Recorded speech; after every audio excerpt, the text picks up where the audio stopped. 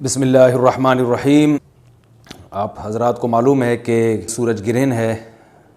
اس بارے میں اسلامی احکام کیا ہیں، شریعت کیا کہتی ہے، اس کے لیے علماء نے سوچا ہے کہ کچھ باتیں عوام تک پہنچائی جائیں، تو اس لیے میں نے بھی ارادہ کیا کہ شرعی احکام اس بارے میں بتائے جائیں، اس میں حکمتیں کیا ہیں۔ رسول اللہ صلی اللہ علیہ وسلم کے دور میں سورج گرہن ہوا ہے۔ آپ صلی اللہ علیہ وسلم کے نرینہ اولاد نہیں تھی، آپ کو اللہ نے اولاد دی اور آپ کے بیٹے کی موت واقع ہوئی۔ یہ ایک بہت بڑا حادثہ تھا اس وقت، کیونکہ عرب میں نرینہ اولاد کی بڑی ویلیو تھی۔ آپ صلی اللہ علیہ وسلم کو اللہ نے بیٹیاں دیں، بیٹا نہیں دیا، اور بیٹا دے کے اٹھا لیا، تو ایک بہت بڑا واقعہ تھا، اور اللہ کی قدرت کے اسی دن سورج بھی گرہن ہو گیا۔ تو عرب یہ کہا کرتے تھے، زمانہ جاہلیت میں یہ بات مشہور تھی کہ کوئی بہت بڑا دنیا میں واقعہ ہوتا ہے تو سورج یا چاند گرہن ہو جاتے ہیں۔ اسی دن سورج بھی گرہن ہوا تو یہ بات پھیل گئی کہ محمد صلی اللہ علیہ وسلم سید الانبیاء رسول اللہ صلی اللہ علیہ وسلم کے بیٹے کی چونکہ موت واقع ہوئی ہے، اس لیے سورج گرہن ہوا ہے۔ آپ صلی اللہ علیہ وسلم نے اس بات کی تردید فرمائی، اور آپ نے فرمایا ان الشمس والقمر آیتان من آیات اللہ لا ينکسفان بموت احدہم، کہ سورج اور چاند اللہ کی نشانیوں میں سے ایک نشانی ہے، لا ينکسفان بموت احدہم حیاتہ، نہ تو یہ کسی کی موت کی وجہ سے گرہن ہوتے ہیں، نہ کسی کی زندگی کی وجہ سے،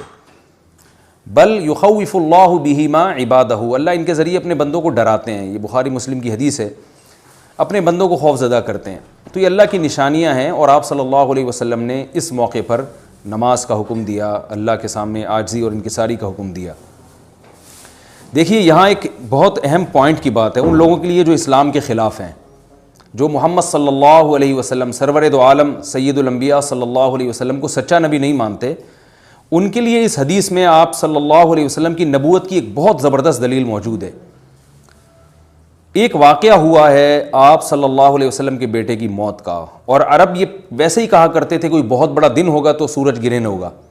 تو کوئی بھی شخص جو جھوٹا نبی ہو، آپ خود بتائیے کہ کیا وہ ایسے موقع پہ اس واقعے کو اپنے حق میں کیش نہیں کرائے گا، اور وہ یہ کہے گا نہیں کہ میں تو پہلے ہی کہتا تھا کہ میں بہت بڑی شخصیت ہوں، اور میرے بیٹے کی موت ہونا، ایک پیغمبر کے بیٹے کی موت ہونا ہے تو یقیناً یہ اس اللہ کی طرف سے ایک نشانیاں ہے، یہ نشانی ہے سورج کا گرہن ہونا، یہ بتانے کے لیے ہے کہ واقعی یہ بہت بڑا دن ہے، اور میں یہ بہت بڑا دن اس اعتبار سے کہ ایک نبی کے بیٹے کی موت واقع ہوئی ہے۔ لیکن آپ صلی اللہ علیہ وسلم نے یہ سب نہیں کیا، اور آپ نے بتایا کہ سورج اور چاند کے گرہن ہونے کا کسی کی موت یا زندگی سے کوئی تعلق نہیں، اور آج سائنس نے بھی ثابت کر دیا ہے کہ یہ ایک سائنٹیفک حقیقت ہے کہ جب زمین اور سورج کے درمیان چاند آ جائے تو سورج گرہن ہو جاتا ہے، اور جب چاند اور سورج کے درمیان زمین آ جائے اور سورج کی روشنی چاند تک نہ پہنچ رہی ہو تو چاند گرہن ہو جاتا ہے۔ تو یہ ایک اس میں عبرت کی بات بھی ہے ان لوگوں کے لیے جو آپ صلی اللہ علیہ وسلم کی نبوت میں شک کرتے ہیں۔ البتہ آپ صلی اللہ علیہ وسلم نے اس موقع پر ہمیں حکم دیا کہ اللہ سے تضرع اور عاجزی اور انکساری کی جائے، اپنے گناہوں کی معافی مانگی جائے، اور نماز آپ صلی اللہ علیہ وسلم نے پڑھی۔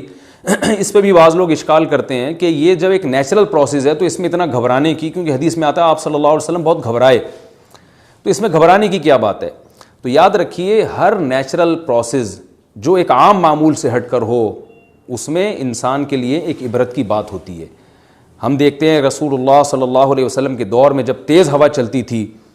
اور بارش سے پہلے ہوا چلا کرتی تھی تیز ہوائیں، تو آپ صلی اللہ علیہ وسلم گھبرا کے مسجد کی طرف دوڑتے، عاجزی انکساری کرتے، اللہ تعالیٰ سے یہ کہتے کہ اللہ تو نے تو مجھ سے وعدہ کیا ہے کہ جب تک میں ان کے درمیان موجود ہوں تو ان کو عذاب نہیں دے گا۔ تو یہ خوف کا غلبہ تھا آپ صلی اللہ علیہ وسلم پر۔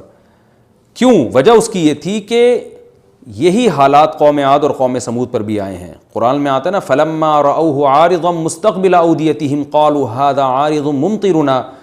بَلْ هُوَ مَا اسْتَعْجَلْتُمْ بِهِ رِيحٌ فِيهَا عَذَابٌ أَلِيمٌ تُدَمِّرُ كُلَّ شَيْءٍ بِأَمْرِ رَبِّهَا فَأَصْبَحُوا لَا يُرَىٰ إِلَّا مَسَاكِنُهُمْ، کہ وہ بادلوں کو دیکھ کے کہنے لگے یہ تو ایک معمول کے مطابق بادل ہیں جو برسیں گے اور بارش ہوگی۔ تو پیغمبر نے کیا کہا کہ یہ بارش نہیں ہے بلکہ یہ وہ عذاب ہے جس کی تم جلدی کیا کرتے تھے، اور اس میں ایک ایسی ہوا ہے جو اللہ کے حکم سے ہر چیز کو ہلاک کر دے گی۔ اور پھر ان پر ایک ہفتہ عذاب آیا، اور قرآن کہتا ہے کہ وہ ایسے پڑھ کے ہلاک ہو گئے کہ فَتَرَى الْقَوْمَ فِيهَا صَرْعَىٰ كَأَنَّهُمْ أَعْجَازُ نَخْلٍ خَاوِيَةٍ، اے مخاطب اگر تو ان کو دیکھتا تو ایسے لگتا کھجور کے تنے ہیں جو اوندھے پڑے ہوئے ہیں، تو ایسے ہوا نے ان کو تہس نہس کر دیا۔ تو یہ عام معمول سے ہٹ کے جب بھی اس کائنات میں کوئی تغیر آتا ہے تو وہ اللہ کی نشانیوں میں سے ایک سائنٹیفک حقیقت بھی ہے، اس کی ایک لاجک بھی ہے، لیکن اس کے ساتھ ساتھ اللہ کی نشانیوں میں سے ایک نشانی بھی ہے، اور ایسی نشانی ہے جس سے ہمیں ڈرنا چاہیے کہ اللہ تعالیٰ کو اختیار ہے، وہ جب چاہے سورج کی روشنی چھین لے، چاہے کسی بھی طرح سے چھینے۔ اور یہ بھی ایک سائنٹیفک حقیقت ہے جو آپ صلی اللہ علیہ وسلم کی نبوت پر جس نے ایک مہر لگا دی ہے کہ سورج اور چاند کا گرہن ہونا، اگرچہ اس کی ایک لاجک ہے کہ چاند سورج کے سامنے آ جائے تو سورج گرہن ہو جاتا ہے، لیکن اس بارے میں جو ہماری تحقیق ہے، جو سائنسدان کہتے ہیں کہ یہ وقت یعنی خطرے کا وقت ہوتا ہے، سورج سے ایسی خطرناک ریز نکلتی ہیں جو نقصان کا سبب بن سکتی ہیں، تبھی بعض حضرات سورج کی طرف دیکھنے سے بھی منع کرتے ہیں،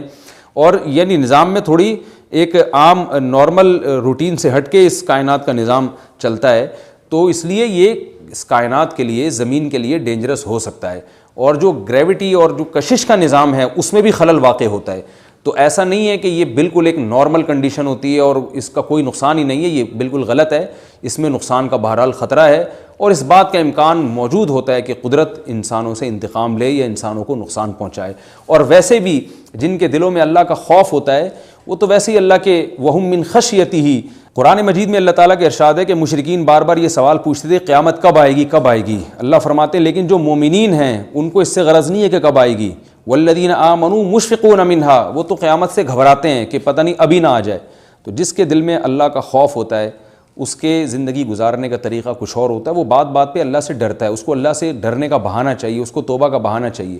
تو اس بحث میں پڑھنا کہ یہ تو ایک لاجیکلی ایک سورج کی روشنی غائب ہو جائے گی، وہ ٹھیک ہے، یہ سائنسدانوں کا شعبہ ہے کہ کیوں غائب ہو رہی ہے، ماہرین فلکیات کا شعبہ ہے، لیکن اہل ایمان کا جو کام ہے اس موقع پر، ان کا جو وظیفہ ہے وہ یہ کہیں کہ اللہ کی نشانیوں میں سے ایک نشانی ہے، اللہ اپنی قدرت دنیا میں دکھاتا ہے کہ میں یہ بھی کر سکتا ہوں چاہے کسی بھی طریقے سے کروں، تو ہمیں اس موقع پر بہرحال اللہ کے سامنے جھکنا چاہیے، اپنے گناہوں سے معافی مانگنی چاہیے، اور وہی عمل کرنا چاہیے جو رسول اللہ صلی اللہ علیہ وسلم نے ہمیں بتایا ہے۔ اور اس بارے میں جو توہمات پھیلے ہوئے ہیں اس سے بھی ہمیں اجتناب کرنا چاہیے، جیسے نبی صلی اللہ علیہ وسلم نے عربوں کے وہم کو دور کیا ہے، بھائی اس کا کسی کی موت اور زندگی سے کوئی تعلق نہیں ہے، تو اسی طرح آج کل لوگوں میں ایک سورج اور چاند گرہن ہونے کے بارے میں وہم بھی بہت ہے کہ پتہ نہیں کیا ہو جائے گا، حاملہ عورتیں نہ نکلیں، فلانا نہ کرے اور فلانا خربوزہ نہ کھائے، اس موقع پر کسی نے تربوز کھا لیا تو یہ ہو جائے گا، الٹی الٹی باتیں پتہ نہیں کیا کیا مشہور ہیں، یہ خربوزے تربوز کی تو میں ویسے ہی مثال دے رہا ہوں۔ تو کوئی بھی چیز جب کہنی ہو تو پوری طرح سے اس کی ریسرچ کریں۔ مجھے نہیں پتا حاملہ عورت کو فائدہ ہوتا ہے نقصان ہوتا ہے سورج گرہن ہونے سے، لیکن اگر نقصان بھی ہوتا ہے تو اس کی کوئی مستند دلیل ہونی چاہیے آپ کے پاس، ایسے ہی سنی سنائی باتیں آگے نقل نہ کریں۔ تو بہرحال ہمیں جو کرنے کا کام ہے جو رسول اللہ صلی اللہ علیہ وسلم نے بتایا ہے وہ کام بخاری اور مسلم کی حدیث کے مطابق نماز ہے، انفرادی بھی ہے، جماعت سے بھی ہے، مستحب یہ ہے کہ جماعت سے نماز پڑھی جائے مسجد میں یا کسی بھی میدان میں، اور 2 رکعتیں امام پڑھائیں گے اور اس میں سرن تلاوت بھی کر سکتے ہیں، جہری تلاوت بھی کر سکتے ہیں، دونوں رائے ہیں علماء کی۔ آج کل جہری کو اس لیے ترجیح دی جاتی ہے کہ صلاۃ کسوف میں جو رسول اللہ صلی اللہ علیہ وسلم کی سنت ہے وہ لمبی نماز ہے، تو لمبی نماز پڑھیں گے تو اگر آپ آہستہ آواز سے پڑھیں گے تو لوگوں کو تھکاوٹ کا احساس زیادہ ہوتا ہے، جہری پڑھیں گے تو تھکاوٹ کا احساس کم ہوتا ہے، تو اس لیے دونوں قولوں پہ فتویٰ دیا جاتا ہے، وہ ایک قول راجح ہے اور ایک میں آسانی ہے، تو آسانی اس قول میں ہے کہ جہری تلاوت کی جائے، اس میں لوگوں کو نماز میں کھڑا رہنا آسان ہوتا ہے، تو لمبی سے لمبی نماز پڑھی جائے، اس میں 2 رکعتیں پڑھی جائیں اور خوب طول دیا جائے اس کو، اور اتنا طول دینا کہ لوگوں کا خطرہ ہو کہ نماز ہی چھوڑ کے بھاگ جائیں گے، یہ بہرحال درست نہیں ہے، کیونکہ آپ صلی اللہ علیہ وسلم نے امام کو مقتدیوں کی رعایت کا حکم دیا ہے۔ اور کوئی جماعت سے نماز میں شریک نہیں ہو سکتا تو گھر میں نماز پڑھیں، انفرادی نماز پڑھیں، نماز نہیں پڑھ سکتے تو توبہ استغفار کریں۔ بہرحال یہ وقت جو ہے توبہ استغفار کا ہے، اپنے گناہوں سے معافی مانگنے کا ہے۔ اللہ تعالی ہم سب کو عمل کی